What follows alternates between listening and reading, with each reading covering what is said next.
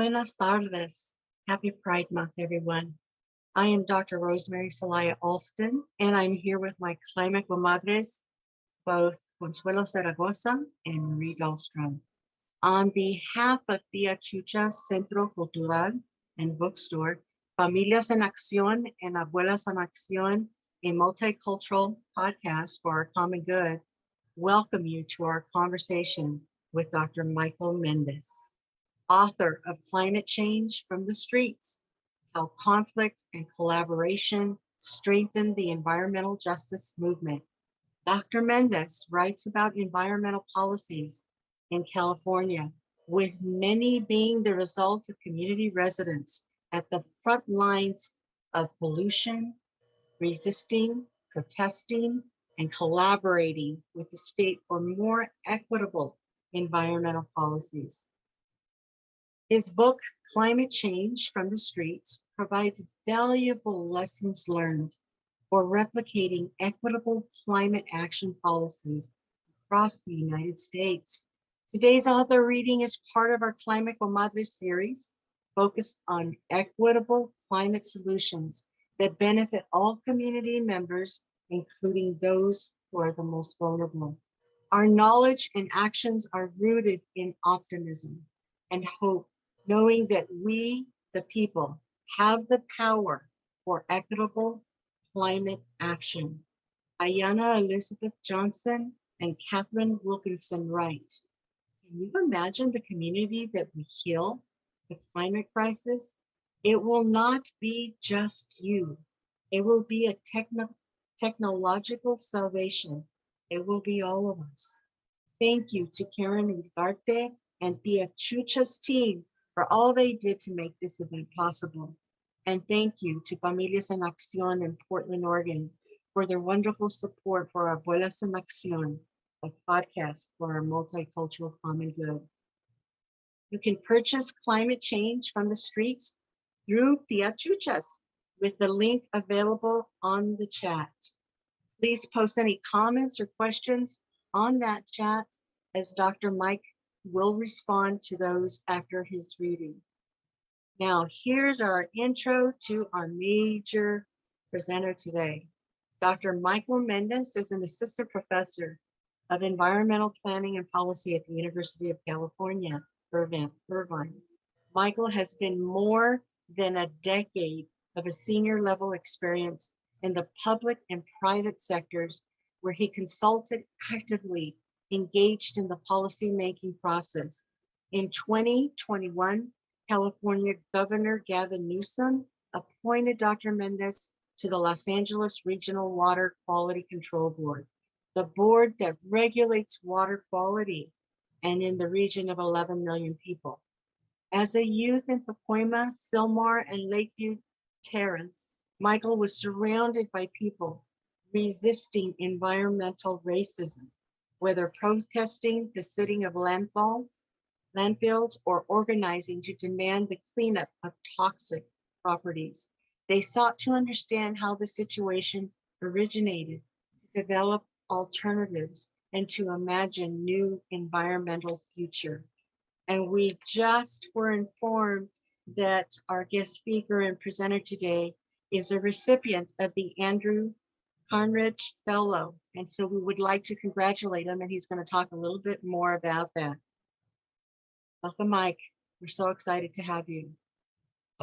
Thank you so much. I'm excited to be here and honored to be here. Thank you to Abuelas en Acción, Familias en Acción, and of course to Tia Chuchas for sponsoring this great event. As it was mentioned earlier, I grew up partly in Sylmar. My parents actually still live in the Northeast San Fernando Valley, and I've known many friends, and I visited the bookshop at its various locations. So thank you to all the organizations today, and really prioritizing what the climate change means, what sustainability issues mean to the Latino, Latinx community. So thank you for this opportunity. So as it was mentioned earlier, I'm going to talk a little bit about my book, Climate Change from the Streets, I'm going to provide a broad overview of some of the key themes and concepts that I am seeking to highlight and profile in the book, particularly leading and forefronting people of color in climate activism and leadership around climate change. Also, what I'm really going to start focusing on after that is do a traditional author reading for one of the chapters, chapter 2 on climate embodiment, about how people of color embody climate change impacts, as well as activism and other forms of inequalities in our built and natural environment. So this will probably be one of the first times that I've ever really done a traditional author reading, because at academic, we usually just do sort of a research presentation. So this should be a fun and interesting process for me. So I want to start off with this this image here of the polar bear. You know, about 10, 15 years ago, this image of polar bear was very ubiquitous and very tied to the idea of climate change. When people spoke about climate change a couple years ago, it was about how climate change was affecting ecosystems, ecological systems and animals and other types of parts of nature out there in the wilderness, out there not happening in our streets, in our barrios, or even in our own backyards. So this is a flyer, an organizing flyer from activists, primarily people of color in Oakland, California, and Northern California, that really tried to decenter that image that didn't put people of color at the forefront. And this saying here, it's not just about polar bears. It was actually a radical statement about 10, 12 years ago, when they were making the statement of trying to center the climate change movement on low-income communities and people of color.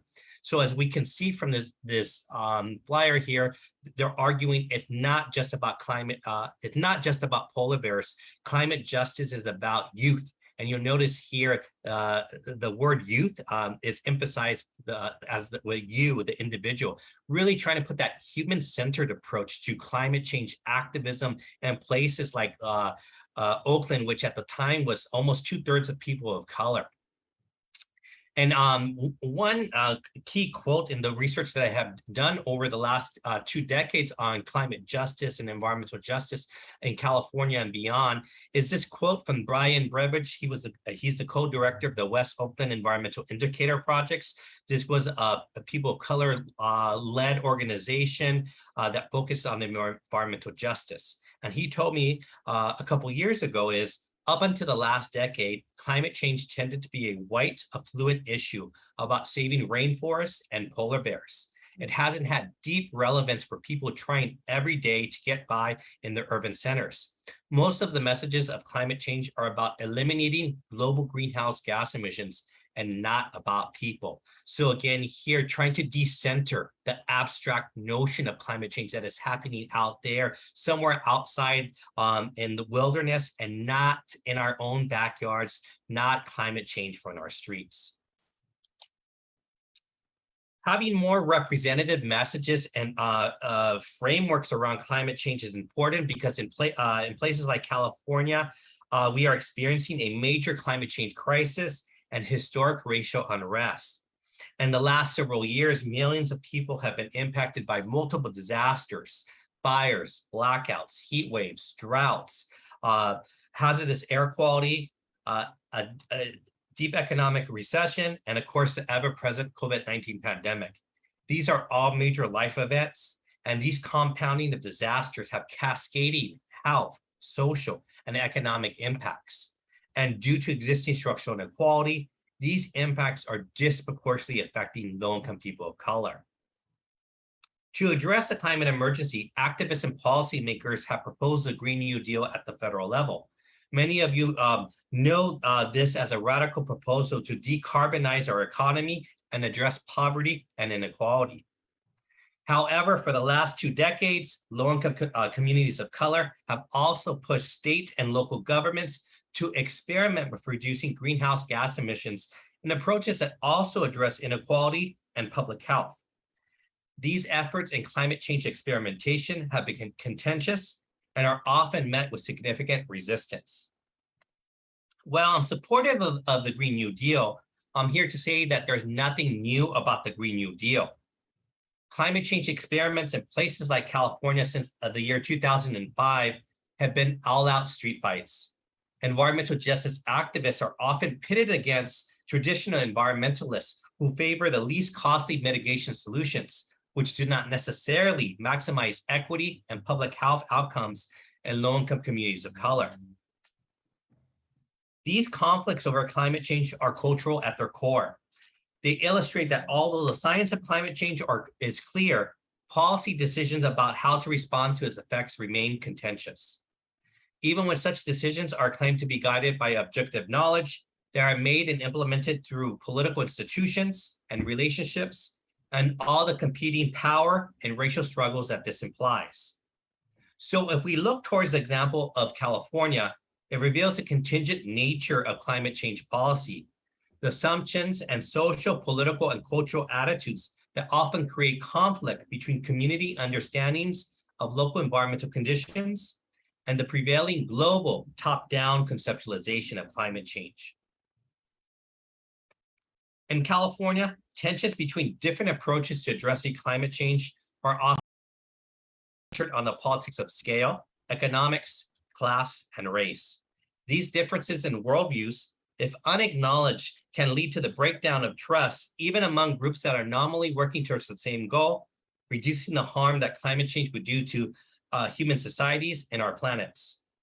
So for insight into national level conflicts between groups working on climate change solutions, one should look to the nearly 2-decade California experiment of incorporating environmental justice and health equity principles into climate change policy. For environmental justice activists in California, the main threat from climate change is the disproportionate harm it causes to their bodies and the health of their communities. For them, climate change is not just about global greenhouse gas models, rather it is also about the opposing worldviews to which policy and science is seen. Yet California is still often seen as this homogeneous entity that uniformly values environmentalism and climate action.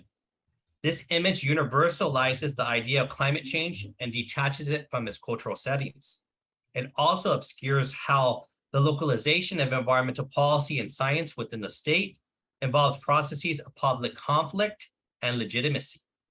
For example, in this recent book that was published by Major University Press, won several awards, it describes itself as the definitive book on California's environmental history. It traces California's environmental history from the times of John Muir and the establishment and founding of Yosemite to modern times dealing with climate change. And this 300-page book, people of color are only mentioned in passing and referenced twice in a very casual manner. So there's this traditional environmental narrative of California that facilitates the erasure of people of color in enacting comprehensive environmental policy and leadership. So therefore, I published my book, Climate Change from the Streets, with the explicit focus on people of color. And my book foregrounds people, place, and power in the context of climate change and inequality. Moreover, this research originated in my public policy work for the California State Legislature during a 15-year period. This provided me valuable insight into how the interactions of governments, businesses, and NGOs shape climate change policy. My research is further influenced by my experience growing up in Latino communities of Los Angeles that face multiple environmental threats. As the youth in places like Pacoima, Silmar, and Lakeview Terrace, I was surrounded by people resisting environmental racism, whether protesting the siting of landfills or organizing to demand the cleanup of toxic properties. They sought to understand how these situations originated, to develop alternatives, and to imagine new environmental futures. Thus, this has focused my work on what the conceptualization of environmental justice and climate change has meant to activists, policymakers, experts, and scholars alike. In closing, this embodied research examines new models of engagement with climate change and justice, and it makes space for alternative paradigms and narratives of environmental protection and activism. My engagement with stakeholders since the year 2005 has allowed me to critically analyze how the success of climate change policy in California and beyond now depends on incorporating marginalized voices and embodied perspectives from local and global scales. So I look forward to hearing more from our audience and engaging in a constructive dialogue around these issues. But before we go into that, I want to provide a little bit of author reading from one of the chapters, chapter 2, which is called Climate Embodiment. So embodiment is a big theme in my book of how people are literally embodying the injustices of poverty, racism, inequality, pollution in their bodies, in their nature, in the natures in which they inhabit, and places in which they work, play, and worship. So to begin with, Chapter 2, Climate Embodiment. At Paris Elementary School in the city of Richmond, California, the students practice not only emergency earthquake drills, but also chemical explosion drills. The public school is situated less than a mile away from a major oil refinery. When an alarm warns of the incident at the refinery, teachers run to shut doors and close windows. Students are told to cover their faces with tissue paper. In the surrounding community, residents are given shelter-in-place warnings. They are instructed to stay inside, close windows and doors, turn off air conditioning and heating units, and use duct tape to seal off airways. Children growing up next to the refinery often report problems such as asthma, headaches, and other ailments. According to long-term Richmond resident Sandy Saturn, quote, "There were incidents at the refinery when I was little where they would have a spill. I would get so sick that I would have to go to the hospital. My eyes swelled almost closed, and my body would be covered in hives," end quote. For communities living next to polluting industries, preparing for emergency explosions and seeking medical care for the short and long-term consequences of breathing some of the nation's dirtiest air are fundamental to their experience of the local environment. Throughout California, these sources of air pollution are disproportionately located in low-income communities of color, which have far fewer resources to resist politically, adapt, and recover. Studies show that environmental regulations in these communities are poorly enforced. Enrichment violations of air quality rules are frequent. According to city officials, over a 10-year period, they were 13.1 violations per 100,000 people, compared to 0.96 for the entire San Francisco Bay Area. Environmental health risks raise a central question for these communities. What are the links that their human bodies make and manifest every day between inequities, disease, and death? And on the other hand, and environmental justice and well-being on the other. Or framed another way, how do the dynamics of power and inequity express themselves through population distributions of health, body size, disease, disability, and death?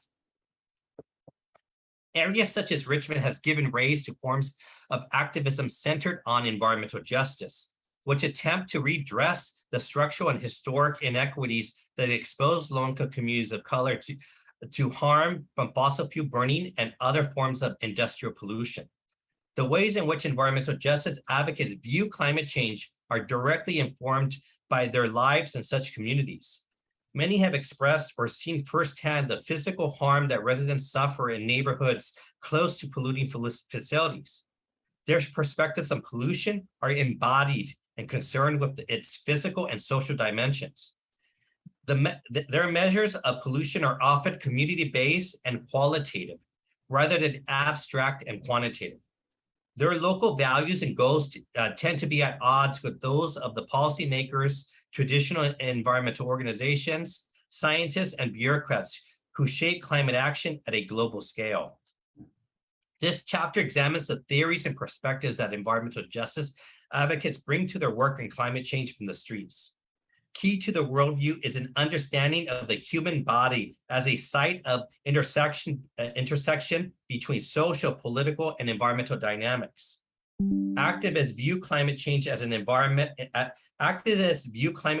embodied phenomenon that has multiple impacts on the people who live with it every day.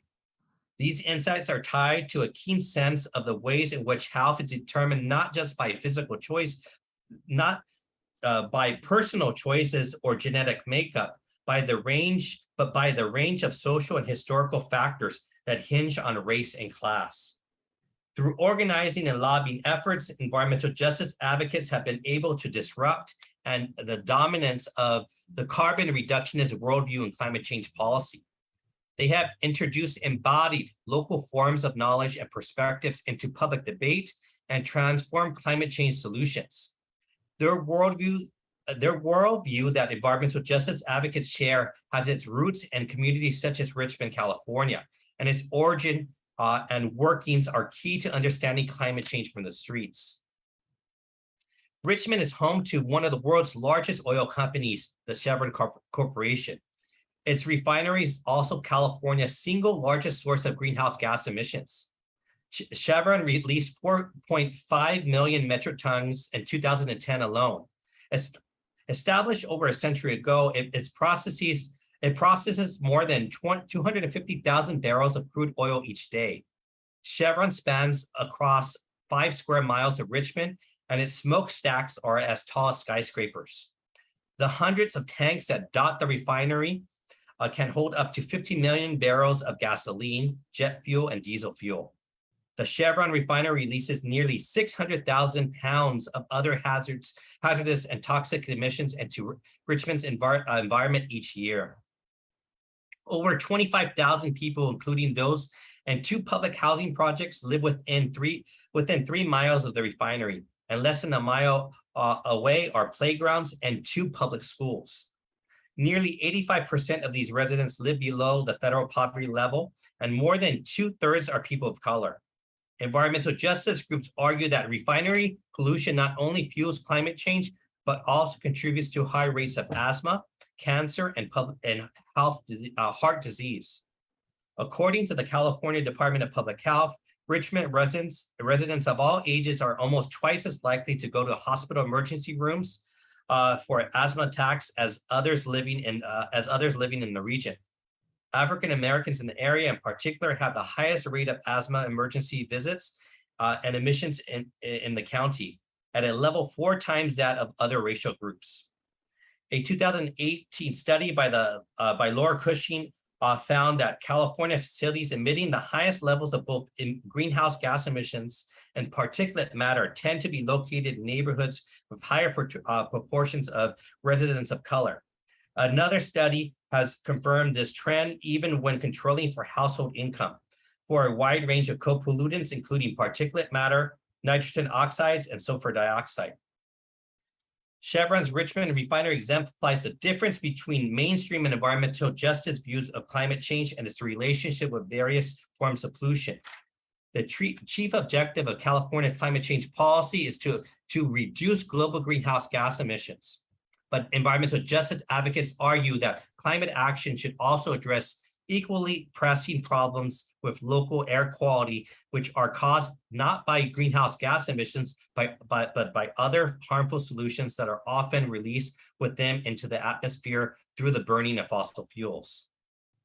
Benefits from the direct reduction of greenhouse gas emissions can yield important opportunities for public health in the form of reduced co-pollutant emissions.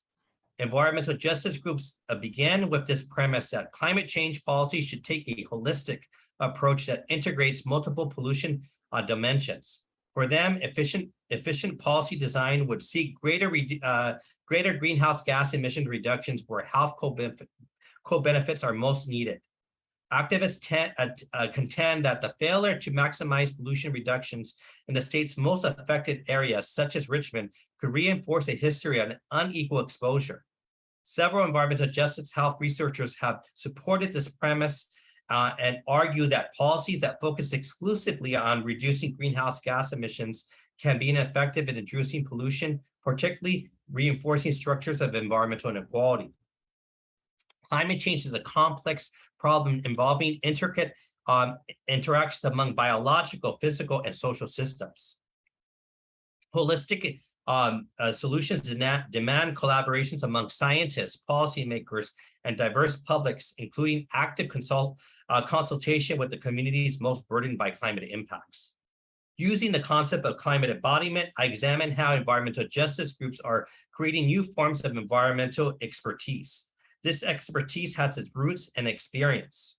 Residents of neighborhoods such as Richmond are literally embodying climate impacts and pollution using their lived experience to enact social change.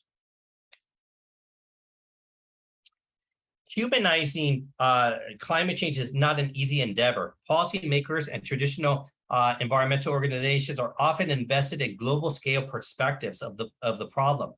Pinpointing its effects at the community and individual scale can be difficult, in part because the science of how people embody multiple impacts is complex and can be contentious.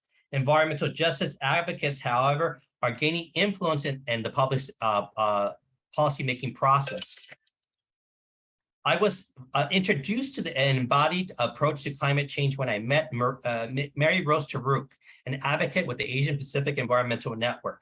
Tarouk's experience with this group led her to fight for formalized state-level assessments of the impacts that pollutants from multiple sources can have on the bodies and well-being of local residents.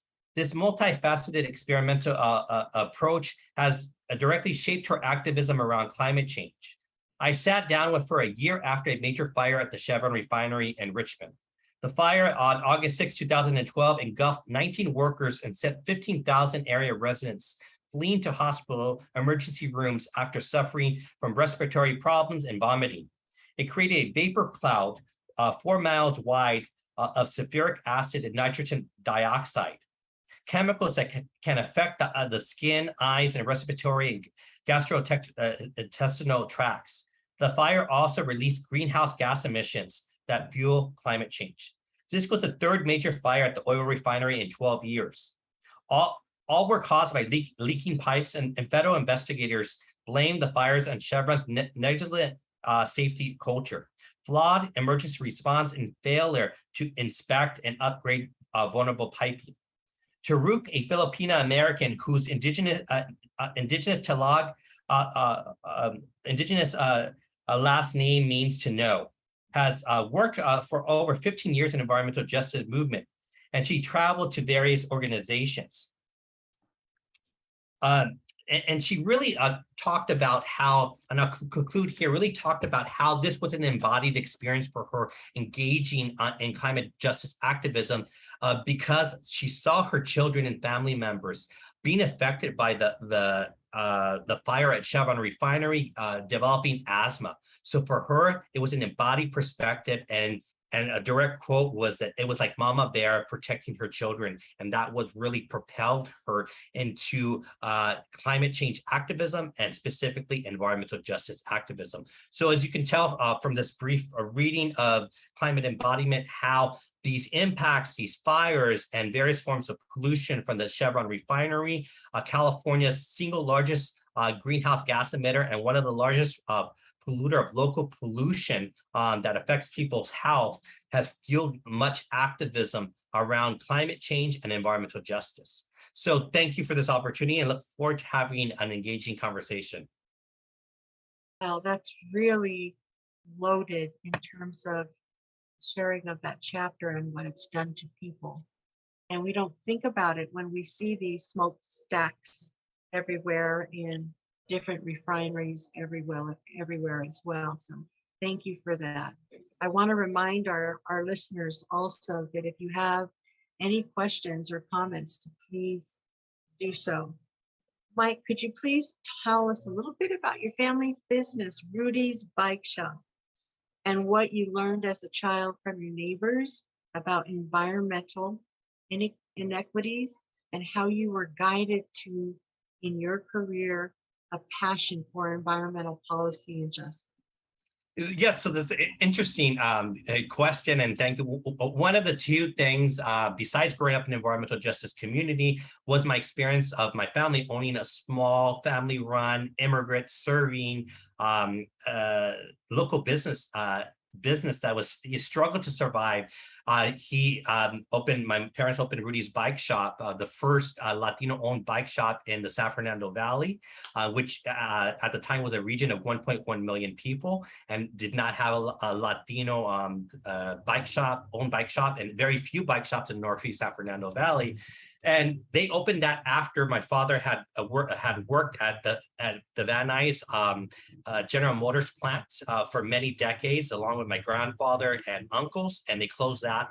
And to see my father going from one career, which obviously contributed to a lot of the pollution in our communities, cars, gasoline cars, to a business that really promoted sustainability was quite impressive. And for him to do that when he was 50 years old, and to have the courage to be able to invest in a business that wasn't going to make a lot of money, but to serve the community. And so we would see, I worked there as a teenager, and I would see a lot of immigrant families, particularly men and women that were undocumented, coming in and not buying bikes or trying to repair old bikes because they wanted to exercise or to live a healthier lifestyle, because it was a necessity, because they couldn't drive, they couldn't afford a car and the insurance or get a driver's license. And they were relegated to either public transit or riding a bike. And I would see that sort of inequities, but also see the high proportion of them getting in accidents, because our infrastructure in many Latino communities is not built for the pedestrian, let alone for an individual on a bike. A few bike lanes are protective measures, potholes, drivers and cars that don't respect bicyclists. So I would see that inequality of how our Latino communities has crumbling infrastructure in the first place because of his historic inequalities, racism, legacies of redlining that relegated people of color to some of these communities with little resources and public services. So as we see climate change impacting our communities, climate-induced disasters, extreme heat, drought, extreme weather events that are happening and impacting our communities are first and hardest hit, primarily because of this crumbling infrastructure and political choices that have been made to withhold improvements and resources for our communities can thrive on a daily basis, and also be able to safeguard ourselves from these impacts of our changing environment. So seeing those inequities in our built environment, in our infrastructure, people not having resources or transportation options was a big impact in those years, those 10 or so years that I worked in that bike shop, again, in Latino immigrant serving population. Thank you. Good afternoon, Mike. This is Consuelo. I recently retired from working in public health for like 26 years. So it brings me to all the work that here in Portland, Multnomah County, that we've done, but there's so much more to do. And your story of your family is really enriching. And seeing now as an example in Portland that there are bicycle shops and used bicycle shops, that they're really working to make sure that communities of color or low income communities get an opportunity for the children and the adults to have those bikes. So it's about going forward. And I really loved your story. Could you tell us, please talk about your recent article about queer and present danger, understanding the disparate impacts of disasters on the LGBTQ plus communities. You write that LGBTQ communities are often rendered invisible within the disaster policies, with those who are additionally marginalized by such systems as ableism, immigration status, and others. Can you tell us what these negative impacts look like? Well, thank you. Excellent question. And thank you for joining us today. Happy Pride Month for everyone. Happy June Pride Month. And that article first was really a genesis from another project that we could talk about momentarily, that I first started looking at undocumented Latino and Indigenous migrants, primarily farm workers, domestic workers, and other outdoor workers that were being disproportionately impacted from wildfires throughout California. The first project looked at Ventura and Santa Barbara County from the Thomas Fire. Then I started investigating through the Carnegie Fellowship on Sonoma County. Farm workers there with experiencing multiple forms of extreme wildfire events year after year.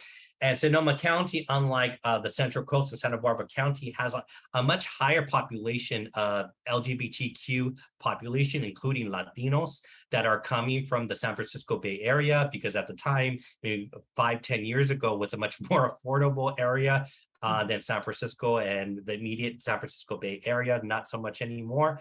And so I would see these wildfire impacts, see farm workers that were transgender working in the fields and interviewing straight undocumented farm workers, and then encountering this transgender population. And so I started to investigate it a little bit more, and seeing, similar to undocumented migrants in general, that this community was understudied and often rendered invisible. And so throughout the country, when a disaster hits, this community is often rendered invisible because we often think of them as this idea of white gay affluence myth, that we often think of these individuals that are wealthy, white, and male, gay, white, and male, and that are able to have the resources to defend themselves politically, socially, and most importantly, financially, to safeguard them from these disasters. But while investigating these with my graduate students, we really saw that this is not the case, particularly since nearly a quarter of the population that's LGBT identified is from communities of color. And many of these individuals have traditionally the same indicators, socioeconomic status, that makes other population groups vulnerable to disasters, such as having high levels of housing insecurity, being low income, having health disparity, pre-existing health disparities, no health insurance, low levels of education. And so we started investigating them, and we seen particularly African-American and transgender individuals were experiencing discrimination in shelters, as well as not being able to find housing, transitional housing after disasters, or anti-discrimination policies that they were that was geared towards protecting these communities. So understanding that when a disaster occurs, this is probably one of the most this is probably the worst point in a person's life. They're either going to have, many of them are going to lose property, lose loved ones or friends, and they enter into a shelter or other type of government assistance and encounter discrimination. And it's only heightened in that experience, particularly if it's a faith-based organization which are increasingly taking over some of the disaster issues. So our article on queer and present danger is really highlighting how existing federal policies, both in terms of grant making and general policies for shelters, do not have anti-discriminatory policies, or how faith-based organizations can further stigmatize individuals and marginalize individuals during disasters. So these individuals can experience a hyper form of marginalization when a disaster strikes. Great, thank you. Mike, thank you for bringing your passion and your lived experience to your work. There are a number of questions that I have for you, but first, please talk to us about your Andrew Carnegie Fellowship, because that's a pretty big deal, period. But as a Latino, we're saying yes. So tell us about this and what this will mean for your work, and certainly for all of us across the country. Thank you so much. I'm so honored to be a 2022 Andrew Carnegie Fellow, part of an impressive cohort of 27 other scholars throughout the nation, which are a cohort of scholars, public intellectuals, and journalists that are seeking to do research that is public-facing, that has some element of trying to promote social change in our society. And particularly the Andrew Carnegie Corporation is providing me funding to work on my second book that's going to be focused on disasters, and particularly undocumented Latino indigenous migrants. So trying to expand how this population is rendered invisible when disasters strike. As I mentioned earlier about the LGBTQ communities, this one is basically focused on all undocumented Latino indigenous migrants, from wildfires, looking at heat waves, droughts, and compounding of other environmental factors. So I really want to be able to tell that story of how our governments are making political choices that are discriminatory and render this community invisible when a disaster strikes. So I'm really looking forward to continue this project and to work on my second book. So it'll provide me an opportunity to take next year off as a sabbatical to do additional research, and most importantly, do some writing to propose this next book. And congratulations. Congratulations. Rosemary and I had the opportunity to meet you. I think it's been about a year now to come on our podcast to talk about your article on the invisible, vulnerable community members that are ignored in disaster planning and implementing disaster or action for in a disaster. So could you talk about the role of community health workers? Because I can't help, as you're talking, and Rosemary, Consuelo, and I have a long history of working with promotores de salud, community health workers, and increasingly their role in COVID response, their role in, also we've seen in Portland, Familias en Acción, their program, they have a climate action program where community health workers are central to that in terms of notifying neighbors and being able to become educators in the community about climate change. So could you talk a little bit about what you see the role for community health workers going forward as the climate increasingly becomes hotter and wetter and just all that is projected to continue to happen in the future? They play an important realm. I think the most important framing and connection that people can do around climate change is a public health focus, a public health framing, and making climate change real, embodied, a public health perspective, the understanding that these impacts that are happening to climate change are affecting our bodies, our health, the health of our children in terms of asthma, other types of respiratory diseases.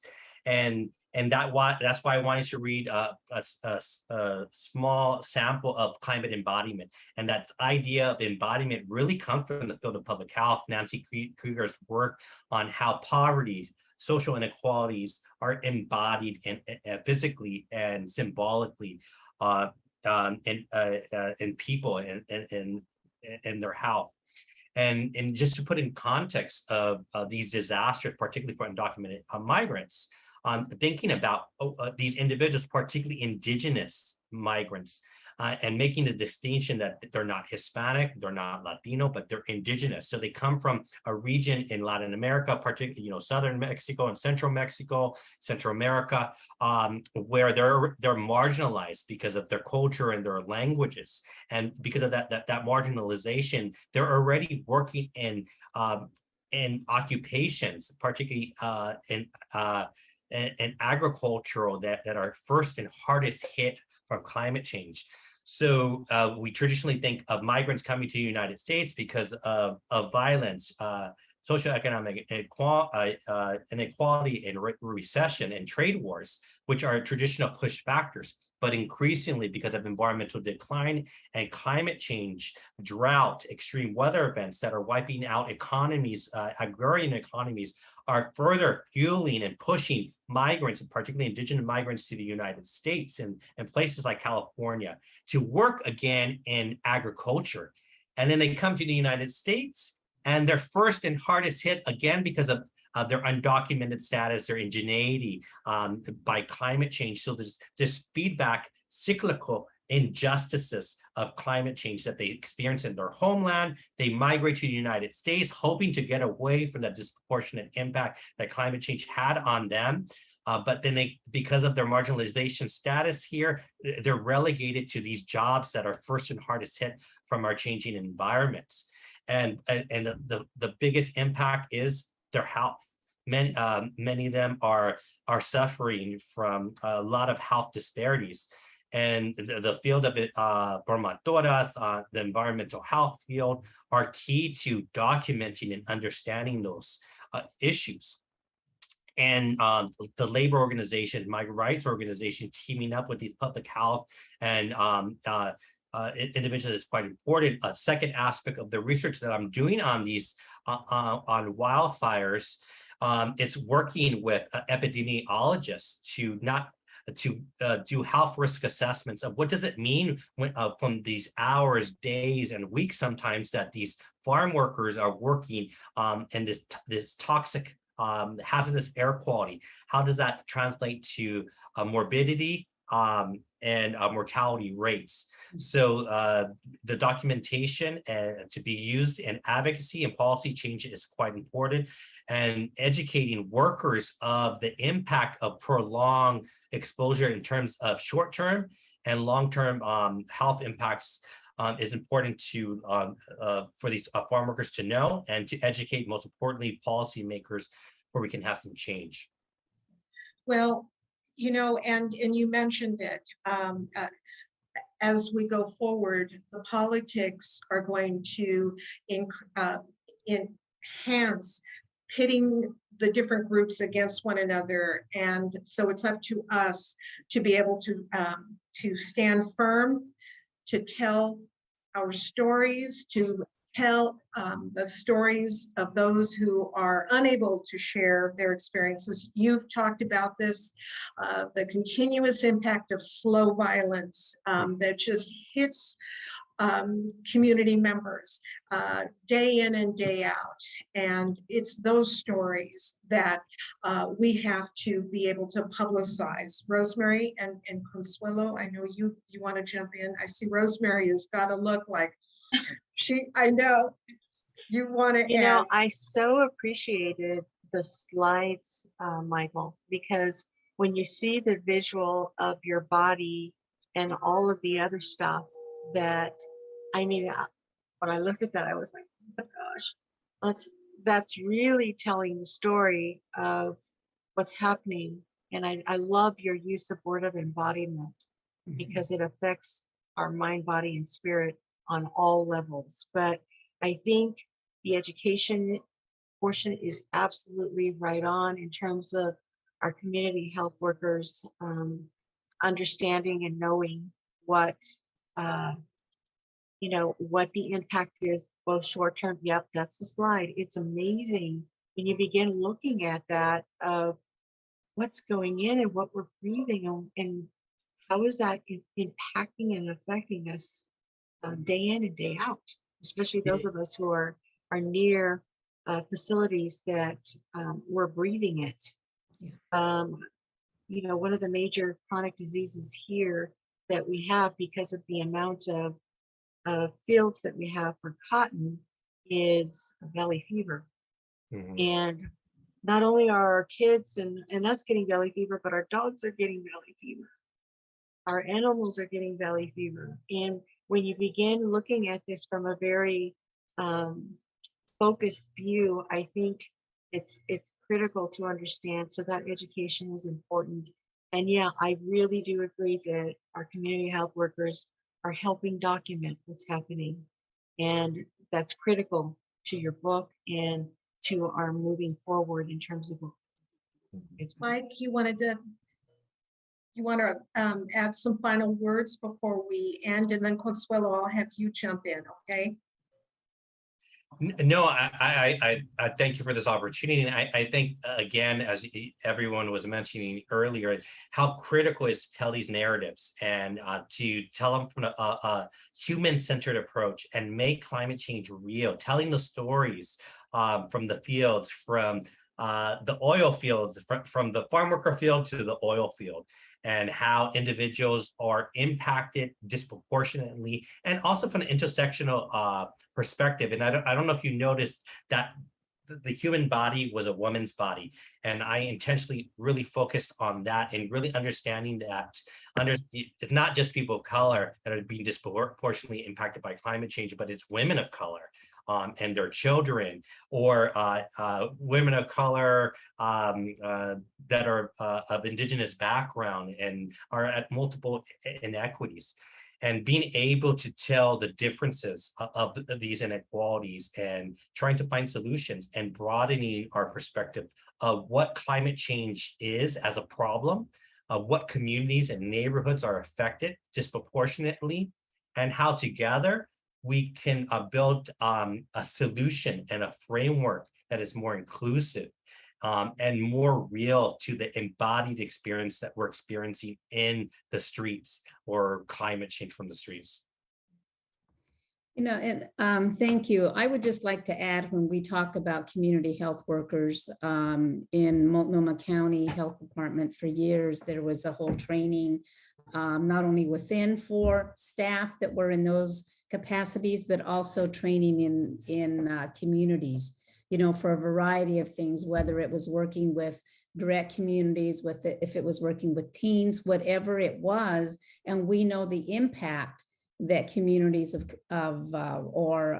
community health workers do, the promotoras. We know what they do and the strength and the trust that they gain from community. So it's a really important avenue to continue to use.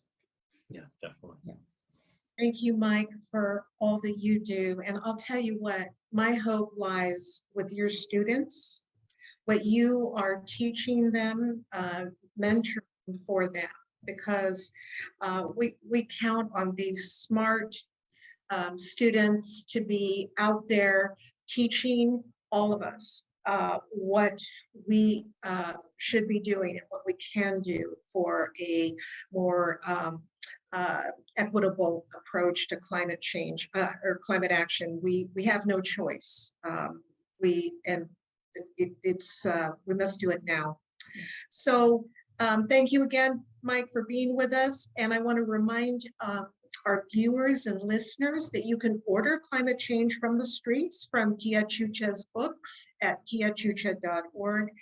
And I want to thank Tia Chucha, Centro Cultural and Bookstore, Karen and Brian and the whole team for all you do to make this happen. And to Familias en Acción in Portland, Oregon, Rachel and Nicole and Izzy.